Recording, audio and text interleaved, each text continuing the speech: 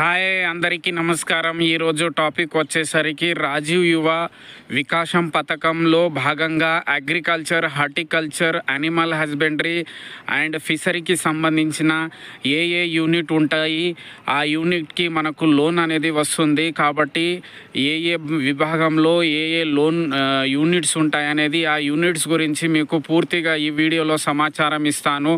కావున ఈ వీడియోని ఫస్ట్ నుంచి చివరి వరకు చూడండి. అలాగే లైక్ చేయండి, సబ్స్క్రైబ్ చేయండి. అదేవిధంగా అగ్రికల్చర్కి సంబంధించిన ఏమైనా టాపిక్కి సంబంధించిన మీకు వీడియో కావాలన్నా నాకు కామెంట్ రూపంలో తెలియజేస్తే అలాంటి వీడియో మీ కొరకు అప్లోడ్ చేస్తాను. యువ వికాసం పథకం మన రాష్ట్రంలో ఉన్నటువంటి ఎస్సీ, ఎస్టీ, బీసీ మరియు మైనారిటీలకు స్వయం ఉపాధి అవకాశాలు కల్పించడానికి రాష్ట్ర ప్రభుత్వము రాజీవ్ యువ వికాసం పథకం అనేది ప్రారంభించడం జరిగింది. ఈ పథకంలో భాగంగా మనం ఎంచుకున్న యూనిట్ని బట్టి మనకు అనేది సబ్సిడీ 60%, అలాగే 70%, 80% వరకు కూడా వస్తుంది. సో అలాగే లోన్ అనేది మనకు 1 లక్ష, 2 లక్ష, 3 లక్షల వరకు కూడా రావచ్చు. అది డిపెండ్ అపాన్ మనం ఎంచుకున్న యూనిట్ని బట్టి ఉంటాయి అన్నమాట. సో ఇప్పుడు ఈ వీడియోలో వచ్చేసరికి అగ్రికల్చర్, హార్టికల్చర్, యానిమల్ హస్బెండరీ మరియు ఫిషరీలో ఏ యూనిట్స్ ఉంటాయి, మనం ఏ యూనిట్ని ఎంచుకోవచ్చు అనేది పూర్తిగా డీటెయిల్స్, ఇన్ఫర్మేషన్స్, సమాచారాన్ని ఇస్తాను. కావున వీడియోని చివరి వరకు చూడండి. సో మనం ఇప్పుడు అగ్రికల్చర్లో చూసుకున్నట్లయితే ఇందులో కాటన్ థ్రెడింగ్ మిషన్ అని అందుబాటులో ఉంటుంది. ఆ యూనిట్ కూడా ఎంచుకోవచ్చు. ఈ కాటన్ థ్రెడింగ్ మిషన్ వచ్చేసరికి దాదాపు అంటే మ్యాక్సిమం మనకు దీనికి ధర వచ్చేసరికి ఎగ్జాంపుల్ 1,50,000 నుంచి 1,70,000 వరకు ఉంటాయి. సో మనం ఈ యూనిట్ ఎంచుకున్నట్లయితే మనకు సబ్సిడీ 1 లక్ష వరకు పొందవచ్చు అన్నమాట సబ్సిడీ. సో అలాగే మళ్ళీ అగ్రికల్చర్లో ఇంకొకటి గ్రౌండ్ నట్ క్రషింగ్ మిషన్ అని అంటాం మనం. గ్రౌండ్ నట్ అంటే వేరుశనగ కాయల నుంచి గింజలను వేరు చేయడానికి మిషన్ అందుబాటులో దొరుకుతుంది. ఈ యూనిట్ కూడా ఎంచుకోవచ్చు మనం.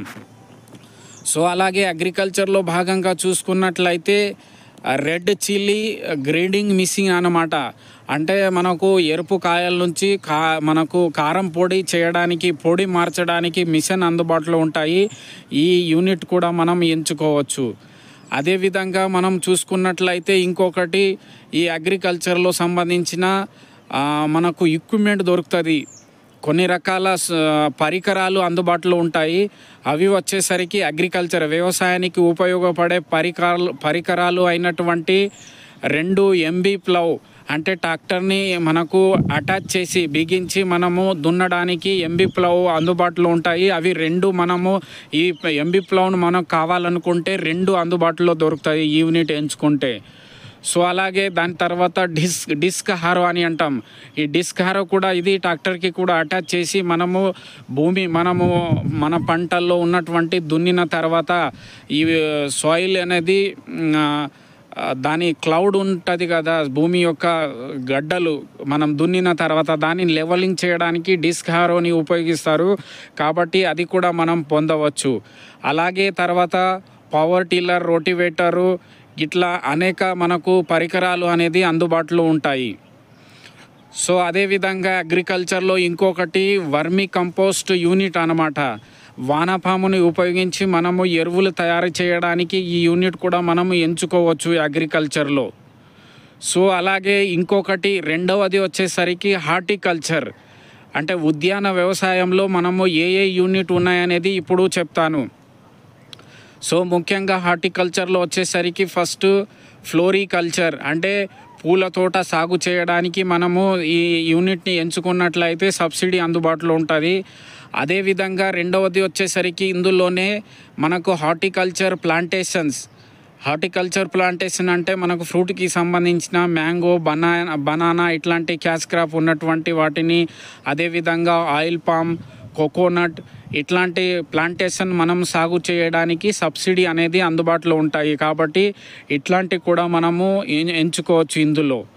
సో అదేవిధంగా ఇంకొకటి హనీ బీ కీపింగ్, మనం ఫార్మింగ్ కూడా చేసుకోవచ్చు అన్నమాట. ఇది మనకు అంటే బీ కీపింగ్ ఫార్మింగ్ కూడా చేసుకుంటే మనకి ఈ యూనిట్ కూడా ఎంచుకున్నట్లయితే మనకు సబ్సిడీ అనేది అందుబాటులో వస్తుంది. సో అలాగే ఇది హార్టికల్చర్లో ఉన్నటువంటి యూనిట్స్. అలాగే ఇంకొకటి మూడవది వచ్చేసరికి అనిమల్ హస్బెండరీ. ఈ అనిమల్ హస్బెండరీలో మనకు వచ్చే యూనిట్లు ఏమేమి ఉన్నాయి, ఏ యూనిట్ మనం ఎంచుకోవచ్చు అనేది ఇప్పుడు చెప్తాను. సో ఇందులో భాగంగా వచ్చేసరికి మనకు మినీ పౌల్ట్రీ ఫామ్, అంటే మినీ పౌల్ట్రీ మనకు సెట్ వేసుకొని మనము అంటే 300 కోళ్ళ వరకు మనకు ప్రొవైడ్ చేసి మనం కోళ్ళ ఫామ్ బిజినెస్ అనేది స్టార్ట్ చేసుకోవచ్చు, రన్ చేసుకోవచ్చు. సో అదేవిధంగా మనకు మేకల పెంపకం చేసుకోవచ్చు, అదేవిధంగా గొర్రెల పెంపకం చేసుకోవచ్చు, అదేవిధంగా పాలు కోసం మనకు గేదెలు, ఆవులు ఇట్లాంటివి కూడా పెంచి మనకు పాల ఉత్పత్తి కేంద్రం పెట్టుకోవచ్చు. అదేవిధంగా పాలు ఉత్పత్తి చేయడానికి ఇంతకుముందు చెప్పినటువంటి గేదె, ఆవులు కూడా ఎంచుకోవచ్చు అన్నమాట. అదేవిధంగా డైరీ మనకు పెట్టుకోవచ్చు అన్నమాట. డైరీకి సంబంధించిన ప్రోడక్టు తర్వాత మనకు ఐస్ క్రీమ్స్, తర్వాత పన్నీర్స్ తర్వాత అంటే పాలతో తయారు చేసినటువంటి ప్రోడక్ట్కి సంబంధించిన బిజినెస్ కూడా మనం పెట్టుకోవచ్చు. ఇది మనకు ఇందులో వచ్చేసరికి అనిమల్ హస్బెండరీలో. సో అలాగే ఇంకొకటి మనకు 4వది వచ్చేసరికి ఫిషరీస్. ఈ ఫిషరీస్ విభాగంలో కూడా మనం దీని ఫిషరీస్ని ఎంచుకున్నట్లయితే ఇందులో మనము చేపలు పెంచుకోవచ్చు అన్నమాట. చేపలు పెంచుకొని బిజినెస్ మనము చేసుకోవచ్చు. ఇలా మనము agriculture, horticulture, animal husbandry, fisheries ఇవన్నీ ఇందులో ఏ యూనిట్ ఉన్నాయనేది మీకు చెప్పాను. అందులో మీరు కూడా ఏదో ఒక యూనిట్ని ఎంచుకొని మీరు అప్లై చేసుకున్నట్లయితే మీకు కూడా వచ్చినట్లయితే, ఇది సబ్సిడీ వచ్చినట్లయితే మనము దీని బిజినెస్ పెట్టుకొని స్టార్ట్ చేసి మంచి ఆదాయం పొందవచ్చు మనం. సో ఇలా మీరు కూడా అప్లై చేసినప్పుడు నేను చెప్పినటువంటి అగ్రికల్చర్, హార్టికల్చర్, యానిమల్ హస్బెండరీ, ఫిషరీలో ఏ యూనిట్స్ ఉన్నాయనేది ఒకసారి మీరు చూసి అది ఫామ్ ఫిల్అప్ చేసుకోవాలి.